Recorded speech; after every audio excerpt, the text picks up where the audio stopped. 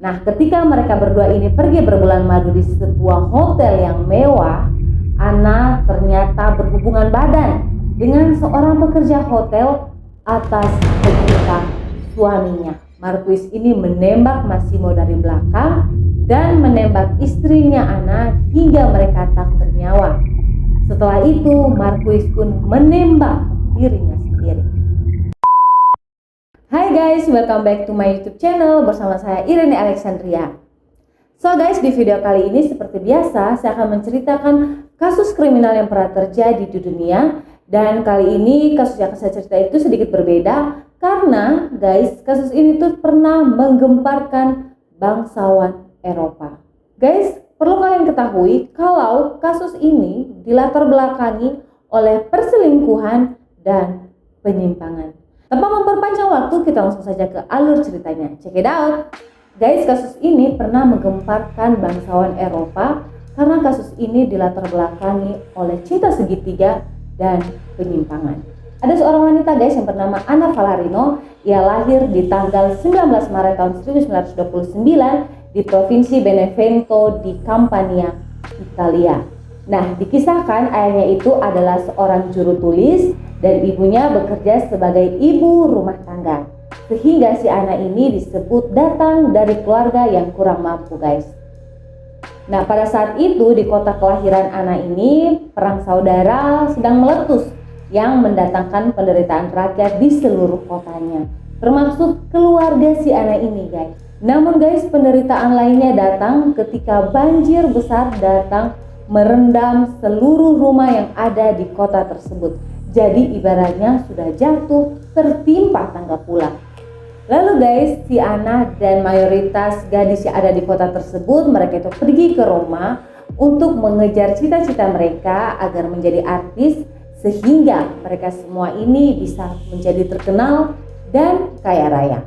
Namun si Anna ini ternyata dia itu tidak memiliki kenalan atau kerabat di Roma, sehingga ia pun kebingungan dan ia pun mengikuti casting untuk bisa menjadi artis. Nah, akting perdananya yakni menjadi pemeran figuran di film Toto Tarzan. Ternyata karirnya di dunia keartisan ini tidak begitu bagus seperti yang diinginkannya, sehingga ia sulit menggapai angan-angannya untuk menjadi kaya raya. Hingga pada suatu waktu Anna itu pergi ke suatu acara di mana acara itu banyak para sosialita dan orang kaya.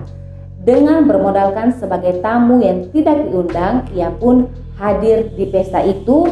Lalu si Anna ini berkenalan dengan salah satu pria kaya yang bernama Giuseppe Dromi. Nah, singkat cerita dari perkenalan itu mereka kemudian akrab dan menjalin hubungan.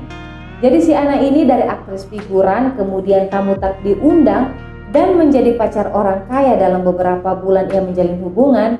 Akhirnya si Giuseppe ini memperkenalkan Anna di depan publik sebagai pacarnya yang sah. Lalu singkat cerita mereka pun menikah, namun rumah tangga mereka itu tidak memiliki anak. Kehidupan si Anna ini setelah menikah sangat berubah drastis, di mana Anna ini menjadi orang kaya dan sering menghabiskan uangnya untuk berbelanja. Ia pun sering dibelikan baju yang bagus, mobil yang mewah, perhiasan oleh suaminya si Giuseppe ini. Dan guys, dengan harta yang diberikan oleh suaminya itu, Anna dengan mudah mewujudkan keinginannya untuk menjadi orang kaya raya. Dan sejak saat itu si Anna ini diperhitungkan sebagai salah satu sosialita di kalangan elit Italia. Kehidupannya yang berubah drastis itu membuatnya sering pergi ke pesta, sering berpesta di kalangan elit. Hingga pada suatu waktu di tahun 1955, Anna dan suaminya Giuseppe ini menghadiri sebuah pesta besar. Dan selama pesta itu berlangsung guys, si Anna ini diganggu oleh seorang playboy bernama Marquis Camillo Casati Stampa yang usianya 2 tahun lebih tua dari Anna. Nah, Marquis ini merupakan keturunan bangsawan yang paling disegani pada abad ke-15. Nah guys, suami dari Anna si Giuseppe itu tidak terima kalau istrinya itu digoda oleh seorang playboy tadi. Akhirnya si Giuseppe ini ingin membela si Anna, namun ia tidak bisa berbuat apa-apa karena Anna ini jatuh cinta dengan Marquis. Dimana saat itu guys, ketika Anna ini mencintai Marquis, ia masih menjadi istri dari Giuseppe, sementara Marquis juga mempunyai seorang istri dan seorang anak. Beberapa waktu kemudian guys, Anna ini menceraikan suaminya Giuseppe dan Marquis pun menceraikan istrinya dan meninggalkan anaknya agar ia bisa menikah dengan Anna. Kemudian mereka pun menikah di tahun 1959. Namun guys, sifat asli dari Marquis ini mulai terlihat saat malam pertama. Nah, ketika mereka berdua ini pergi berbulan madu di sebuah hotel yang mewah, Anna ternyata berhubungan badan dengan seorang pekerja hotel atas perintah suaminya. Nah, suaminya itu memang sengaja memilih pria muda dengan paras yang tampan dari rakyat jelata untuk menjadi pasangannya Anna. Dan guys, bukan hanya itu, yang lebih bejatnya lagi, Marquis ini menonton istrinya itu berhubungan dengan pria lain. Jadi dia itu memang agak sedikit kelainan, di mana dia itu sengaja menyuruh para pria dengan berparas tampan berhubungan badan dengan istrinya, kemudian ia menonton dengan kedua mata kepalanya sendiri. Wah, ini sih asli gila guys. Lalu guys, bukan hanya menonton istrinya berhubungan dengan pria lain, si Marquis ini juga mengambil beberapa foto aktivitas istrinya dan mencatat semuanya itu di dalam buku diari atau yang sering disebut dengan buku hijau. Bertahun-tahun anaknya rela melakukan semua yang diperintahkan suaminya, dan sebagai gantinya anak ini mendapatkan harta yang sangat banyak dari apa yang diberikan oleh mantan suaminya. Semakin lama anak ini semakin dikendalikan oleh suaminya yang dominan, dan Marquis selalu mencari pria-pria baru untuk menjadi lawan tanding istrinya Anna.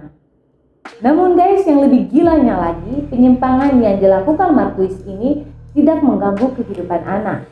Malah si Anna menikmati kehidupannya itu.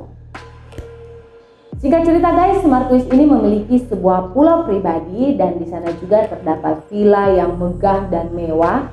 Dan si Marquis ini sering menghabiskan liburan musim panasnya bersama istrinya Anna. Dan pulau itu disebut dengan Pulau Zamon. Nah, pada suatu hari di tahun 1970, Marquis ini mengadakan pesta yang memperbolehkan semua pengunjungnya berhubungan badan dengan pengunjung lain tanpa adanya ikatan pernikahan dan batas umur. Dan guys, salah satu pengunjung di sana ada yang bernama Massimo Minoretti yang dikenal sebagai pria tampan, tapi ia itu berasal dari kelas bawah.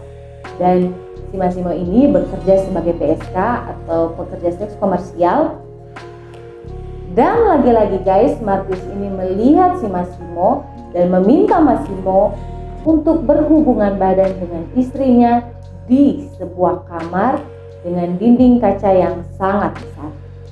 Dan yang seperti kalian ketahui, seperti biasa, Marquis ini sengaja membuat desain tersebut, sengaja membuat desain kaca yang besar agar ia bisa melihat istrinya berhubungan dengan pria lain.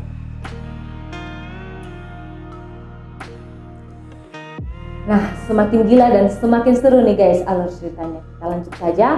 Jadi ternyata guys, sejak pertemuan pertama Anna dengan Massimo ini, mereka berdua itu sudah saling jatuh cinta.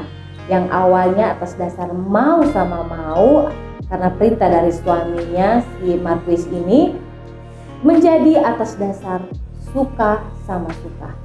Dan hubungan yang terlarang itu pun berlanjut di belakang Marquis.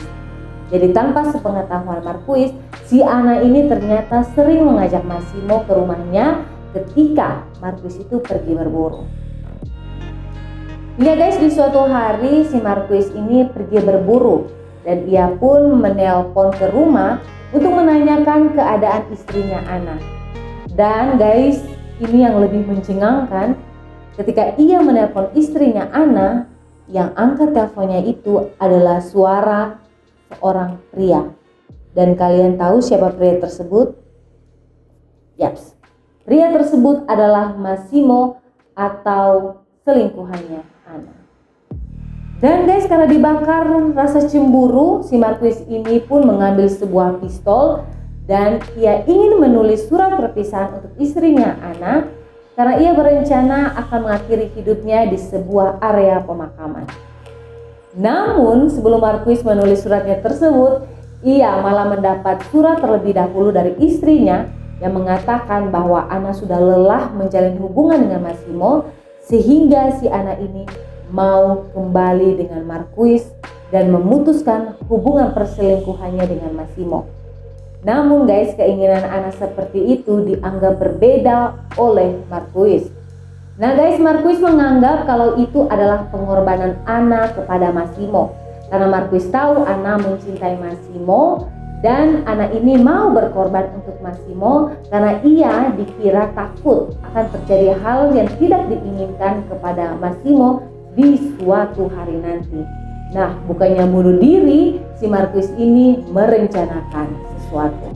Nah guys, beberapa hari setelah kejadian itu, salah satu asisten dari Marquis menghubungi saudara Anna yang berkunjung ke rumah orang tuanya.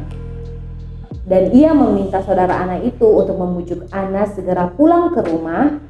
Dan tidak hanya itu guys, asisten itu juga meminta Anna untuk mengajak Massimo ke rumah. Nah, si Anna dan Massimo ini berpikir kalau mereka itu akan disuruh untuk berhubungan badan lagi di depan Marquis. Namun guys, ketika mereka tiba di rumah, Marquis meminta asistennya untuk tidak membuka pintu dan mengganggu walaupun mereka mendengar keributan dari dalam kamar. Nah, sampainya di dalam kamar, Marquis ini menembak Massimo dari belakang dan menembak istrinya Anna hingga mereka tak bernyawa. Setelah itu Marquis pun menembak dirinya sendiri.